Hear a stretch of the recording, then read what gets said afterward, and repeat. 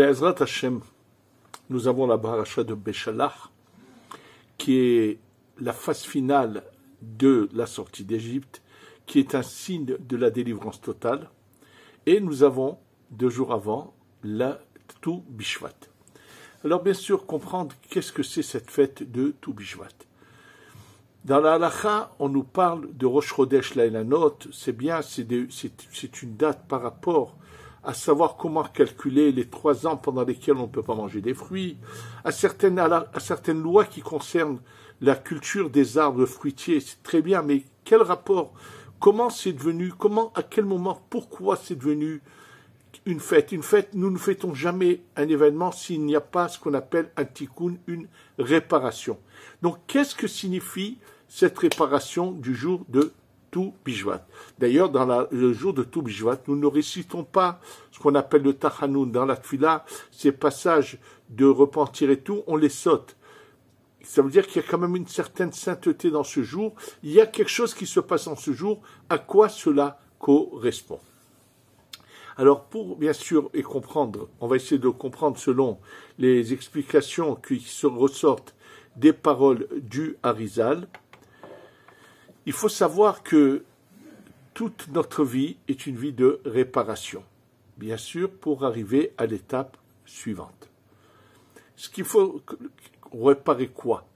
Nous étions tous inclus dans Adam Arishon, dans le premier homme, et Chava, bien sûr, et les femmes dans Chava, lorsqu'il s'est passé cette faute qui est bien plus profonde que juste prendre un morceau de fruit et de le manger. Il y a des choses bien plus profondes dans cela. Et naturellement, ça a entaché des sphères célestes. Quelles sont ces sphères que ça a entachées? Ces sphères correspondraient à notre corps. Ça n'a pas touché la tête, mais le corps. En fait, la tête elle-même, on la revivra, c'est-à-dire au niveau des sphères de la tête, c'est ce qui nous attend après la venue du Mashiach. Après la période de Mashiach, il y a la période suivante qu'on appelle le 7e millénaire, où en fait c'est au-dessus du temps, mais où on pénètre à un niveau au-dessus, où il y a de nouveau un libre arbitre, un niveau bien plus élevé, et où nous allons passer à cette réparation plus élevée qui est la tête. Bien qu'apparemment elle n'a pas été touchée, c'est par rapport au niveau dans lequel nous sommes, mais à tous les niveaux, il faut une réparation.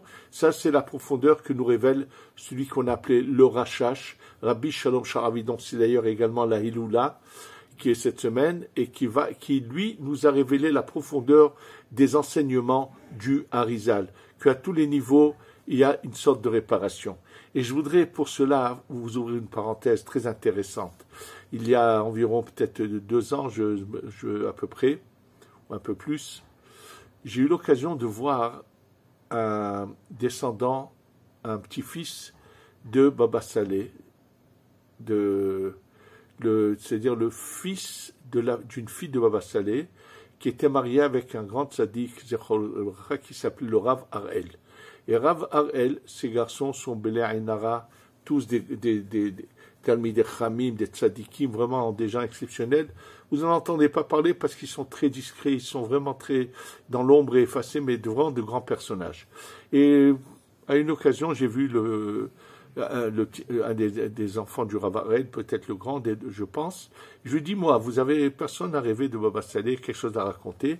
Il m'a dit, oui, quelqu'un, il lui avait dit il a vu dans son rêve, et je vous le raconte juste parce qu'il y a un enseignement intéressant, il voit Baba Saleh, il voit le Rav Harel, Zichrono Livracha, qui est décédé il n'y a pas très longtemps, qui était donc le gendre de Baba Saleh, qui était aussi un grand tzaddik qu'on a connu, Zichrono Tzaddik Livracha, et d'autres personnes étaient là, et ils étaient au Gan Eden, bien sûr, en train un repas.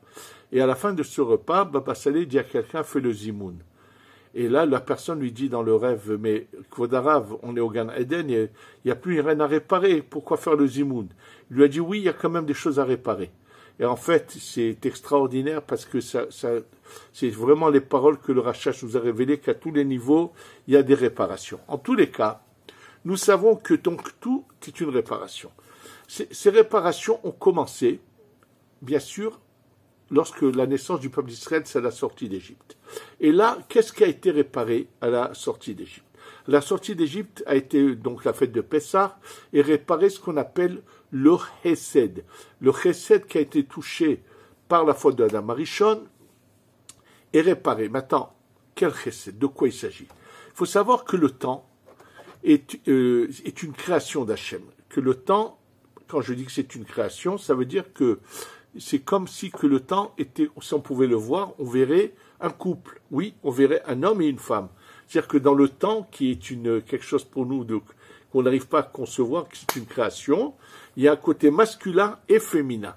Dans le temps, il y a un côté masculin qui sont les jours fixes du temps, et il y a des jours qui sont des opportunités du temps, c'est-à-dire les fêtes qui viennent dans le temps, c'est nous qui fixons le moment. Ça veut dire qu'aujourd'hui c'est fixé par les calendriers, mais à l'époque où il y avait un Beddin en Eretz Israël, c'est eux qui pouvaient décider qu'un mois, il aurait 30 jours et pas 29, de manière à ce que, par exemple, Yom Kippour ne tombe pas un vendredi ou un dimanche. Ça veut dire que si eux n'étaient pas intervenus, Kippour aurait pu tomber un vendredi ou un dimanche, c'est-à-dire que ce vendredi-là aurait été un jour saint, ou ce dimanche-là aurait été un jour saint, et lorsque eux interviennent, ça devient un jour ordinaire, et c'est un autre jour qui va devenir un jour saint.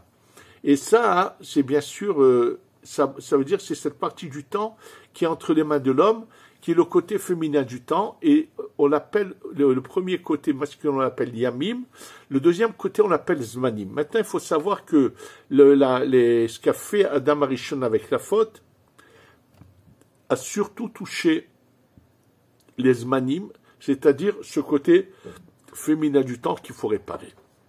Et mais qu'est-ce que c'est? C'est les sphirotes du corps seulement. C'est-à-dire qu'on doit réparer le Chesed, la Gvura, la Tiferet, qui sont, je vous dis, bras droit, bras gauche, le corps, Netzach, jambe droite, Hod, jambe gauche, et il y a la brite qu'on appelle Yesod et Malchut. Dans la brite, il y a deux parties. Il y a une partie qu'on appelle le Yesod et une partie la Malchut. Alors, comment se font ces réparations? Le début des réparations a commencé, bien sûr, avec Pessah, où c'est le Chesed. De Rosh Hashanah jusqu'à Simchat Torah, c'est la Gvura des Zmanim qu'on répare. Shavuot, c'est la Tiferet. Et Purim, c'est le Netzach. Hanouka, c'est le Hod. Donc on a réparé jusqu'au Hod. Mais il faut finir cette réparation. Alors la finition de cette réparation va se passer par Mashiach ben Yosef qui va réparer le Yesod et Mashiach ben David qui va réparer la Malchut.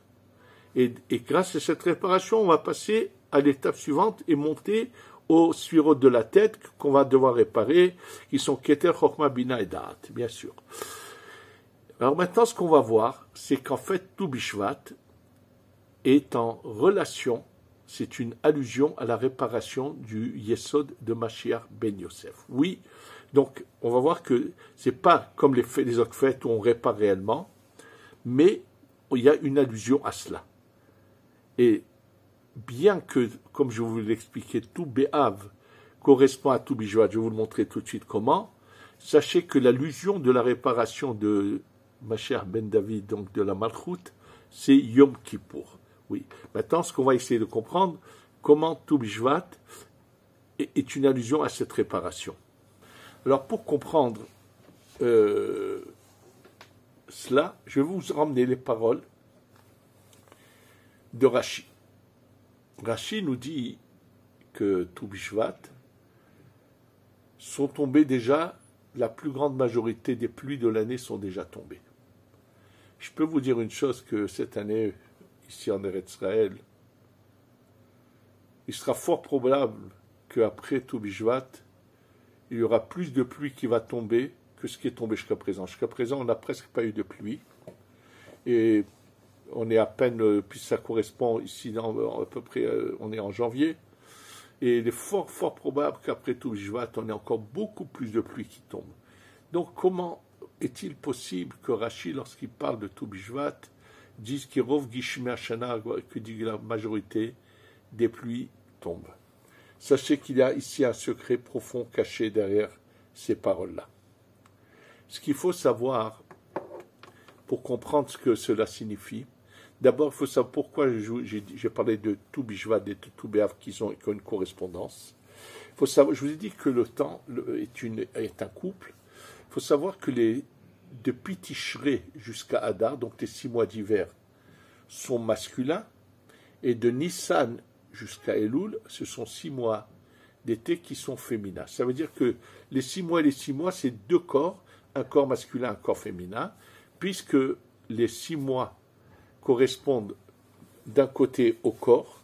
Premier mois, si je pars par rapport à l'hiver Tishré, Chesed, Rejvan, Gvura, Kislev, Tiferet, Tevet, c'est Netzach, Shvat, c'est Hod, et Adar, c'est Yesod. Lorsqu'il y a Adar et Adar, il y aura la Ateret Yesod, la bague du Yesod, qui a une influence, c'est une raison à cela profonde.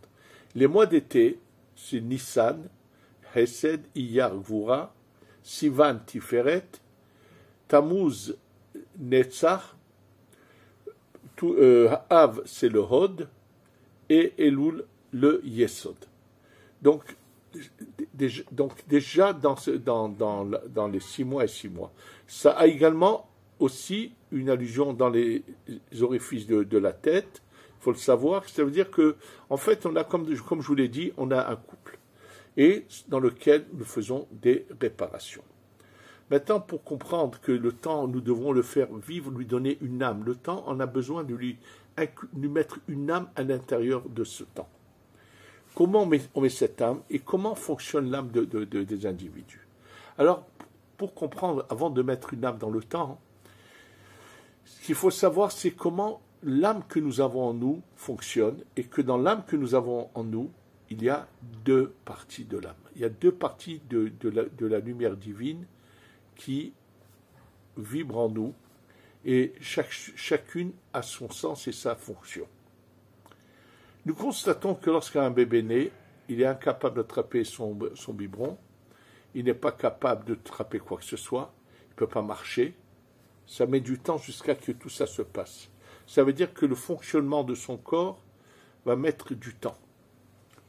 Les havdil, par contre, chez les animaux, ce n'est pas le cas. En fait, comme le dit le Zohar, bien sûr, un animal, dès qu'il naît, il a tout ce qu'il doit recevoir spirituellement, sa partie de vie de l'animal, il l'a. Il sait déjà se protéger du feu, de tout ce qu'un animal normal sait. C'est juste le volume qui va changer avec le temps.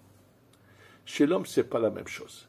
Et chez l'homme, il y a 2 parties dans cette étincelle d'âme de l'homme, que je vais vous donner la terminologie de la Kabbalah. Un s'appelle les mochin et l'autre s'appelle les chassadim et les gvorot. Il y a la vie, ça veut dire que tous les membres passent en eux un flux de vie qui vient du Ein-Sof, qui vient de la lumière divine infinie. Et il y a une autre partie de vitalité qui est dans la personne, qui est concentrée dans ce qu'on appelle derrière ici, dans la nuque, le da'at à l'intérieur. Et là, c'est une partie de vitalité qui va permettre aux organes de se mouvoir, de bouger, d'agir. Hachem Ishmo, celui qui est paralysé et qui ne peut bouger aucun de ses membres, c'est que chez lui, la racine de cette vitalité se trouve dans le da'at, mais ne se répand pas dans son corps. Oui, et alors chez un bébé, quand il naît, il a déjà ce qu'on appelle les mochin, il a cette partie qui est la vie, mais dans ces mochin, il y a plusieurs niveaux. Il a le niveau le plus bas, qui est le niveau que lorsqu'il a faim, va le faire pleurer, lorsqu'il a mal, il va pleurer, et ainsi de suite. Mais cette partie qui est de faire descendre cette lumière qui va lui permettre de faire bouger ses membres, il ne l'a pas, il va l'acquérir petit à petit. C'est cette partie qu'on appelle les chassadim et gvurot qui se répandent dans le corps pour que le corps puisse se mouvoir. Et combien il y a de chassadim qui descendent dans le corps? Ils sont 5. Il y a le chesed qui vient dans le bras droit, il y a un chesed qui vient dans le bras gauche, il y a un chesed qui vient dans la tiferet, il y a un chesed qui vient dans la jambe droite et un chesed qui vient dans la jambe gauche. Au total, nous avons 5 chassadim. Chesed sheba chesed, chesed sheba gvura, chesed sheba tiferet, chesed sheba netzach, chesed sheba hod. Et chez les femmes, c'est la même chose, mais ça s'appelle des gvurot. C'est pareil, elles ont la racine et ça se répand dans le corps. Et là, le Harizal dans deux endroits dans tous ses écrits, il nous dit, c'est le moment où je vais te révéler quelque chose, où il explique qu'en fait, cette lumière qui se répand dans le corps est appelée Maïm, Hamakdilim et Ta'ilan. Cette partie qui fait que notre corps puisse se mouvoir est appelée l'eau qui fait grandir l'arbre. N'oublions pas que l'homme est appelé qui a Adam et Sassadeh. L'homme est appelé l'arbre des champs. Et c'est pour ça que je vous ai dit tout de suite que tout Bishvat, c'est une fête qui concerne les hommes. Et à son encontre, il y a tout Béhav, qui est une fête qui concerne les femmes.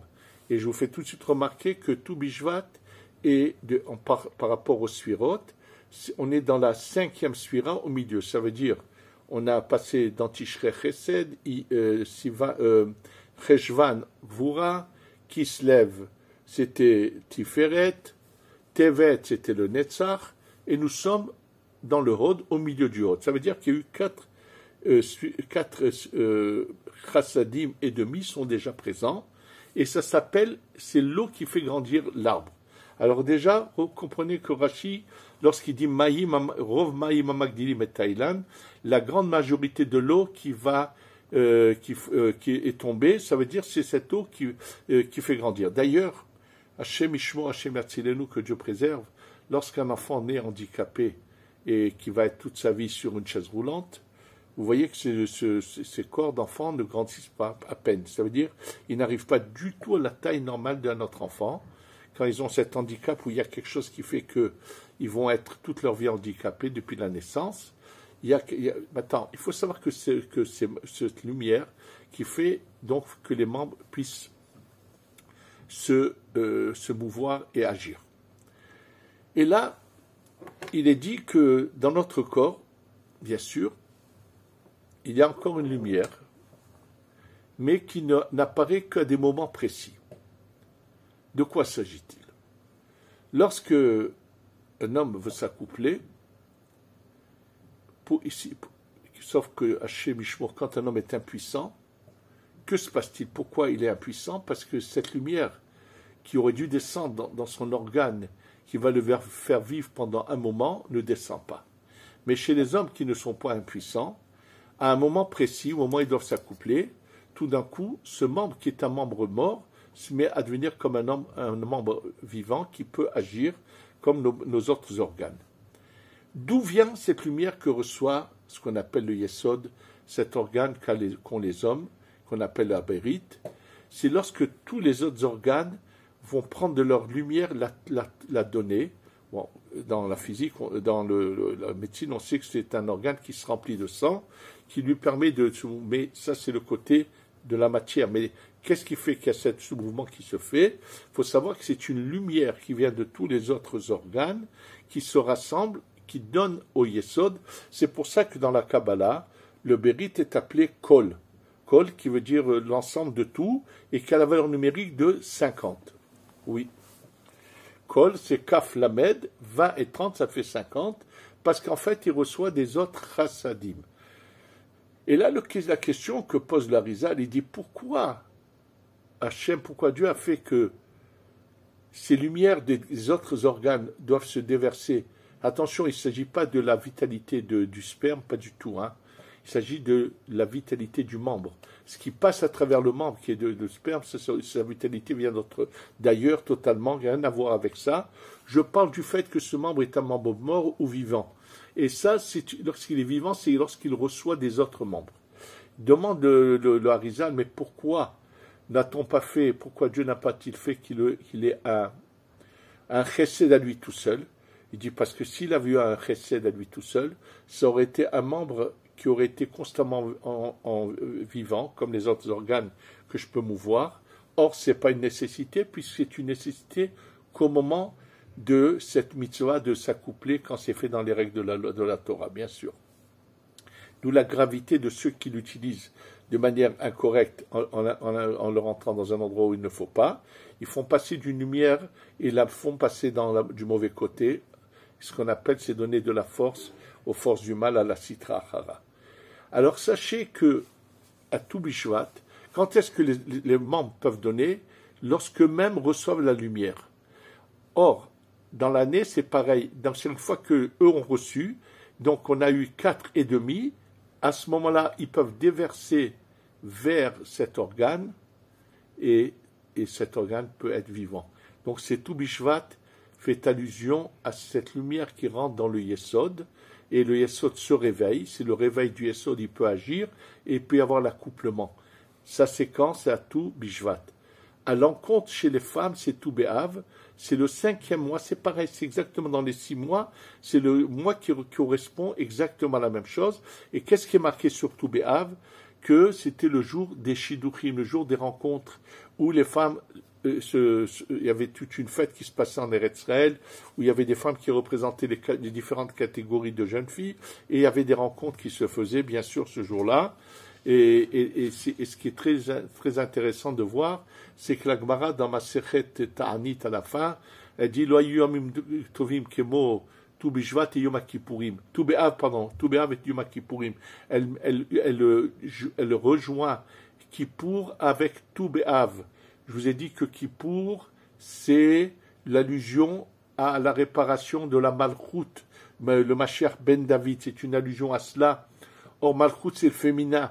Donc, il ressort de la Gemara que les rencontres commençaient à Tou B'Av et à Yom Kippour, à un moment peut-être entre l'arrêt dans la prière, il y avait l'accord total de se donner ce jour-là pour concrétiser que ces personnes allaient se marier ensemble. Oui, c'est dans la fin de Masechet Ta'anit où on le voit. Donc, on est dans la même image de masculin et féminin. Donc, en fait, quand nous sommes ce soir de Tou Bishvat, où on fait des brachot, on récite des bénédictions sur toutes sortes de fruits, on fait également mésonotes sur tout ce qui est mangeable, on fait des brachot.